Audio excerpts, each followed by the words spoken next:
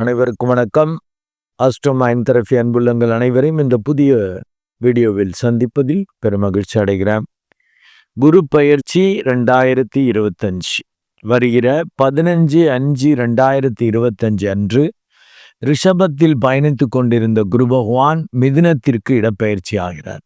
இந்த இடப்பெயர்ச்சி கடக லக்னம் அண்டு கடகராசி அன்புள்ளங்களுக்கு என்ன மாதிரி பலன்களை ஏற்படுத்த போது, அவங்களுக்கான அறிவுறுத்தல் என்ன அப்படிங்கிறது தான் இந்த வீடியோவில் பார்க்க போகிறோம். கடக லக்னம் அண்டு கடகராசி அன்புள்ளங்களுக்கான அறிவுறுத்தல் என்பது விடாமுயற்சி அண்டு எச்சரிக்கையோடு விளையாடும் நேரம்.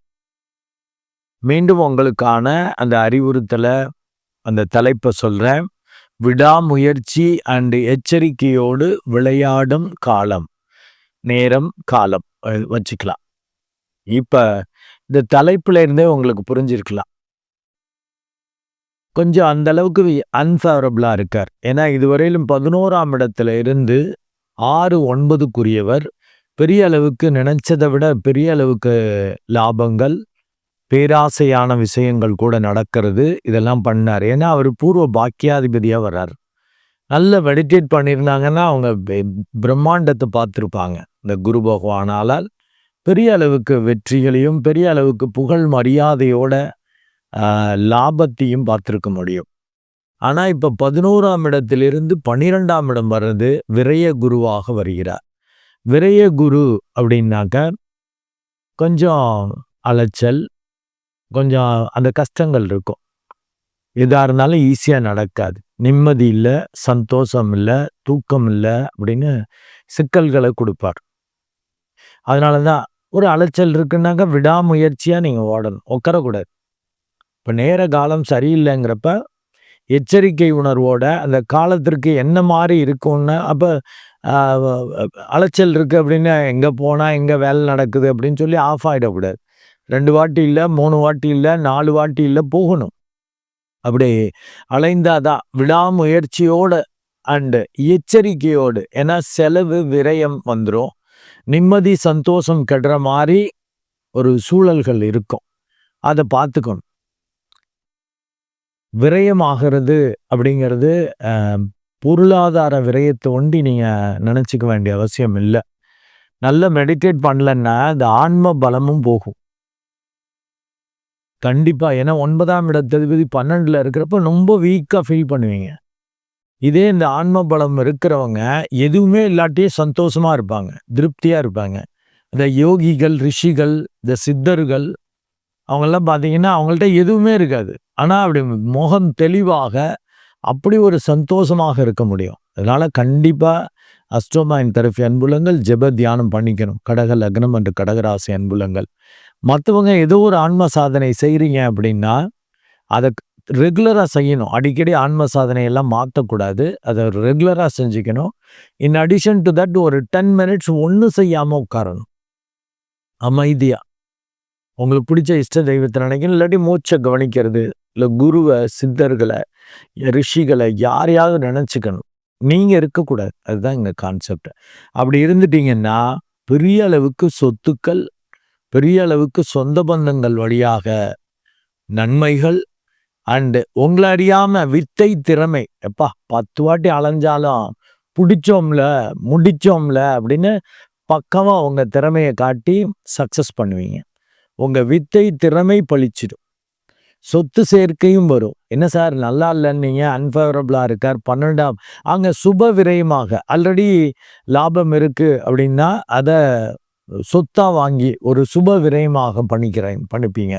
இல்லை வீடு கட்டுவீங்க, ஆல்ரெடி பிளாட் இருக்குது, இல்லை பூர்வீக சொத்துக்கள் வரும், இல்லை பங்குதாரர்கள் வழியாக நன்மைகள் வரும். நீங்கள் எப்பயோ வாங்கின ஷேரு நல்லபடியாக போகும். இல்லை எப்பயோ உங்கள்கிட்ட நட்பாக இருந்தவர் இப்போ பங்குதாரராக வந்து உங்களுக்கு அப்படி ஒரு சந்தோஷத்தை, திருப்தியை கொடுப்பார். நல்ல ஒரு பார்ட்னர் அமைஞ்சிருக்கார் அப்படின்னு அப்படி ஒரு நன்மை இருக்கும். அண்ட் காரிய வெற்றி கண்டிப்பாக வரும். ஏன்னா நீங்கள் விடாமுயற்சி வேணும். அது சொல்லுவாங்கல்ல, ஒரு ஒரு திருக்குறள்லேயே ஒரு இது வரும், தெய்வத்தான் ஆகாதெனினும் முயற்சி தன் மெய்வருத்த கூலி தரும்னு. தொடர் முயற்சி பண்ணுறப்ப தன்னுடைய மெயினா அந்த உடம்ப வருத்திக்கிட்டு செய்யறப்ப நல்லா இருக்கும். இப்ப நேரம் சரியில்லைன்னா அப்படிதான் செய்ய வேண்டியிருக்கும். விட்டுட்டு சோம்பி உட்கார முடியாது. ஏன்னா இப்ப இந்த குரு பகவான் தான் சரியில்ல. அண்ட் சனி பகவான் அஷ்டம சனியிலிருந்து 9ஆம் இடம் வந்திருக்கிறது சிறப்பு. சனி ஓரளவு நன்மை செய்வார். ராகு கேதுவும் சரியில்லை. இப்ப 3ஆம் இடத்துல இருக்கிறார் கேது. அந்த குரு பயிற்சி ஆகிறப்ப ஒரு few days within a week, ஒரு 4 நாள்லயே 19ஆம் தேதி அவரு இதுக்கு மாறிடுறார். 2ஆம் இடத்துக்கு வருவார். 2ல கேது வர்றப்ப குடும்பத்துல பிரச்சனை. உங்களை அறியாம வெட்டு 1 துண்டு 2ன்னு பேசி உங்களை அறியாம பண்ணிடுவீங்க. உங்களை அறியாம முறிவு பிரிவு வர்ற மாதிரி உங்களுடைய பிஹேவியர் வந்துடும். அதுல கொஞ்சம் கவனமா இருக்கணும். பங்குதாரர்கள்ட்ட மறைச்சிக்க கூடாது. அவங்களால தான் நம்ம இப்ப பெரிய ஆள் ஆக போறோம். அவங்களால தான் இந்த காரியம் முடியும். அவங்க இணைந்து இருக்கிறப்ப தான் அந்த வெற்றி வரும். அப்படி அந்த மாதிரி ஒரு இதை எடுத்துக்கணும். அதே போல சொந்த பந்தங்களையும் அவங்க வழியாலாம் நன்மை வரும். நல்லா மெடிடேட் பண்ணிட்டீங்கன்னா, இது நெகட்டிவா இருக்கு. இதுக்கு சதவீதம்னா 50% தான் நான் கொடுக்குறேன். ஏன்னா நெகட்டிவான பாவம். அந்த இடத்துக்கு 12க்கு வர்றப்ப விரைய குரு. நீங்க ஆன்ம சாதனை கண்டிப்பா பண்ணீங்கன்னு அதுல அலட்சியப்படுத்திடாதீங்க. ரொம்ப வீக்கா ஃபீல் பண்ணுவீங்க. ஏன்னா சனி பகவானும் ரொம்ப நல்லா இல்லை. 3, 6, 11ல் இருந்தால் தான் நல்லது. 9ஆம் இடத்துல இருக்கிறப்ப அப்படி ஒரு 1, 5, 9ல் உள்ள கோள்களுடைய அந்த பர்சனாலிட்டி உங்களுக்கு வரும். அப்படி ஒரு டல்லு, சோம்பேறித்தனம், லேட் பிக்கப், ஆமாம் போனால் வெட்டி அலைய வேண்டி இருக்கு, இதாக இருக்கு அதாக இருக்குன்னு ஏதாவது காரணம் சொல்லிட்டு இப்படியே தள்ளி போடுறது இப்படிலாம் வரும். சோம்பேறித்தனம் வரும். அதில் ரொம்ப கவனமாக இருக்கணும். ஏன்னா உங்களுக்கு 5, 10 கூடைய அந்த செவ்வாய் உங்க லக்னத்திலேயே இருக்கிறது சிறப்பு. இந்த குரு பயிற்சி ஆகிறப்ப. ஆனா அவரு நீச்ச கதியில இருக்கார். கிடைச்சிச்சு, ஒன்றும் நிக்கல, அப்படியே போயிடுச்சு. வந்தது அப்படியே செலவாயிடுச்சு. வர்றதுக்கு முன்னாடியே தான் நம்மளுக்கு செலவு காத்திருக்குதே. அப்படிலாம் கஷ்டப்படுற மாதிரி வரும். ஏன்னா 5க்குரியவன் நீச்சம், 9க்குரியவன் 12ஆம் இடம். சரி, மேஜர் கோள்கள் நல்லா இருக்குன்னா குரு சரியில்லை. சனி பகவான் ஓரளவு பரவாயில்ல. 9ல் இருக்கிறது கெடுக்காது. ஆனா பெருசா நன்மைகள் செய்யறதுல கேள்விக்குறி. நீங்க மெடிடேட் பண்ணாதான் அது கிடைக்கும். இல்லாட்டி சோம்பி திரிஞ்சுக்கிட்டு டல்லா ஒன்றும் புரியாம அறியாமையால ஏதாவது பண்ணிட்டு இருப்பீங்க. ரொம்ப அதுல கவனமாக இருக்கணும். அண்ட் ராகு கேதுவும் பார்த்தீங்கன்னா, இப்போ கேது 3ஆம் இடத்துல இருக்கிறது சிறப்பு. மேட்டர் ஆஃப் 2 டேஸ்லேயே 2ஆம் இடம் வந்தப்போ அது கடுமையான செப்ப தோஷம். ஒரு பார்ட்னர் முறிஞ்சு போறாங்கன்னா அதுக்கு காரணம் நீங்களாக தான் இருப்பீங்க. நீங்கள் அன்பு பாசக்கார ஆள் தாங்க. கடக லக்னம், கடகராசிக்கு அதிபதி சந்திரன். அப்படி ஒரு அன்பு பாசம் அந்த லீடர்ஷிப் குவாலிட்டிலாம் இருக்கும். இப்போ நேரம் சரியில்லைங்கிறப்ப வித்தியாசமாக பிஹேவ் பண்ணுவீங்க.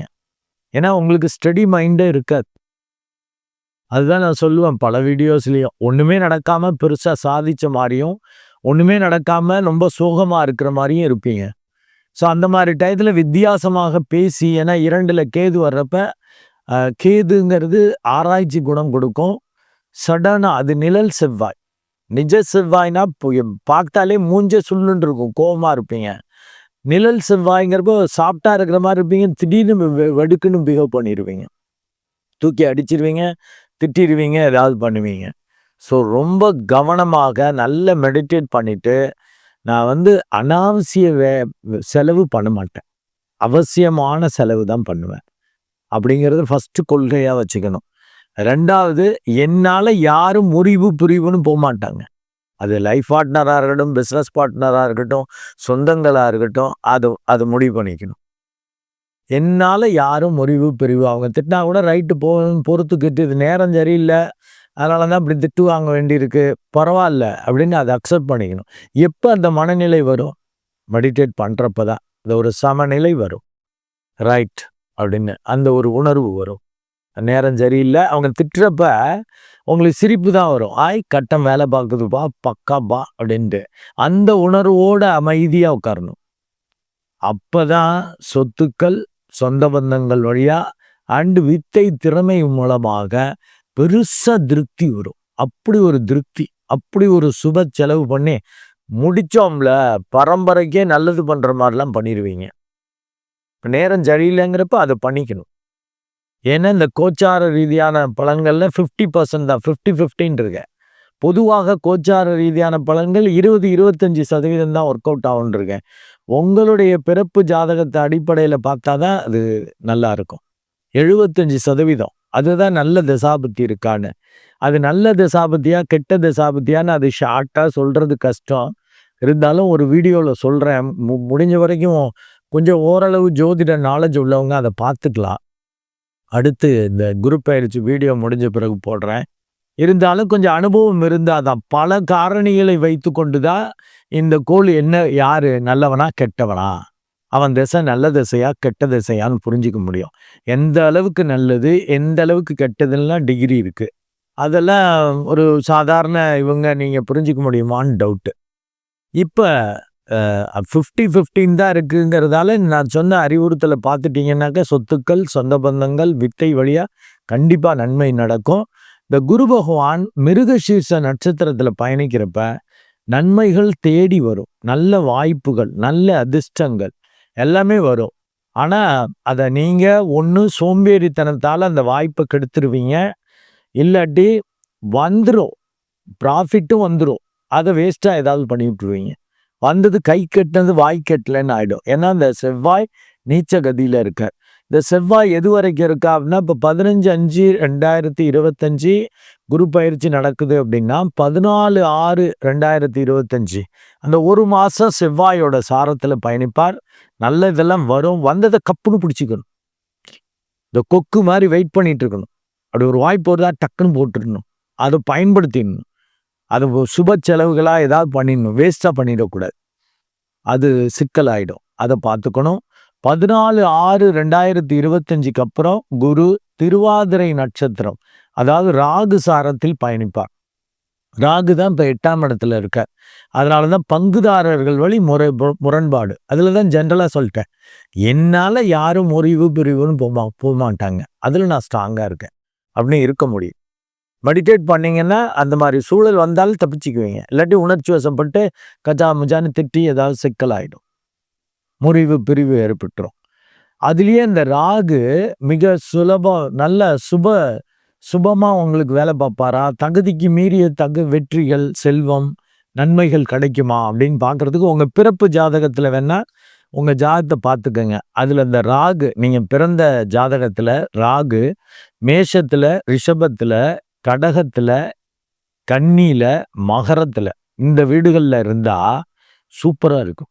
அந்த காலகட்டம் இந்த 2 மாசம் 14/6/2025 13/8/2025 வரைக்கும் சூப்பரா இருக்கும், எக்ஸலண்டா இருக்கும். உங்க ஜாதகத்தை பார்த்துக்கணும். தசாபுத்தி நல்ல தசாபுத்தின்னு சொன்ன பார்த்தீங்களா, அது மாதிரி பிறப்பு ஜாதகத்துல ஓரளவு அது ஃபேவர் பண்ணக்கூடிய ராகுவாக இருந்தா, யோக ராகுவாக இருந்தா எக்ஸலண்டா இருக்கும்.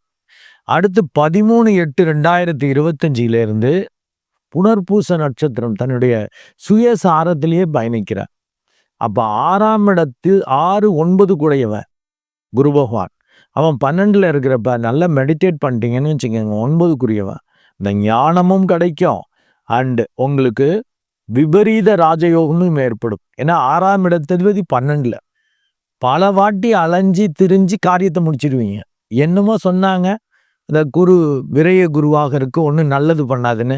இப்போ முடிச்சோம்ல, ஜெயிச்சோம்ல அப்படின்னு சொல்ல முடியும். அதுக்கு கண்டிப்பா மெடிடேட் பண்ணிக்கணும். அஸ்ட்ரோமைண்ட் தெரபி என்புள்ளங்கள் நான் ஏற்கனவே சொல்லியிருக்கேன், விட்டுறக்கூடாது. அதை அனுபவிச்சிட்டிங்க அப்படின்னா நான் சொன்னா கூட விட மாட்டீங்க. நீ தான் ஓரளவு சக்ஸஸ் பண்ணிட்டே பண்ணுமே, மெடிடேட் பண்ணாத, நான் உடுங்கய்யா எனக்கு தெரியும் அப்படிம்பீங்க. மனசுல வச்சுக்கணும். நம்ம ஜோதிடமே இதுதான், ஒரு வழிகாட்டி மாதிரி. அதுலேயும் குறிப்பாக அஸ்ட்ரோமைண்ட் தெரபியில் நெகட்டிவை சொல்லி அந்த அறிவுறுத்தல்களை கொடுப்பேன், அதை பார்த்துக்கணும். நன்றி அன்புலங்களை. மீண்டும் ஒரு நல்ல வீடியோவில் உங்களை சந்திக்கிறேன். அதுவரை உங்களிடமிருந்து வணக்கம் கூறி விடைபெறுவது உங்கள் அன்பு டாக்டர் குழந்தை ஆறு கணேசன். நன்றி, வணக்கம்.